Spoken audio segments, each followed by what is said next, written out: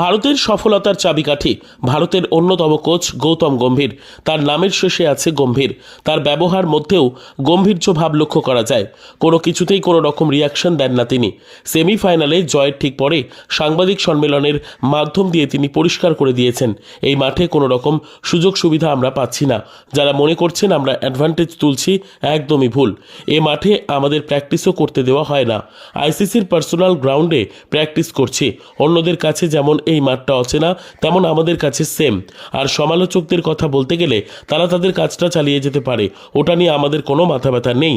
Spinner advantage বলে যারা কথা বলছেন, আমাদের খেলা যদি আমরা লাহোরে খেলতাম তাহলেও আমরা স্পিনারকে বেশি পিক করতাম।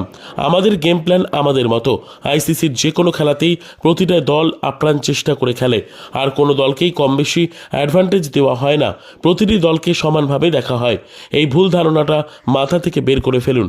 Bureau report, সোনারবঙ্গ.in।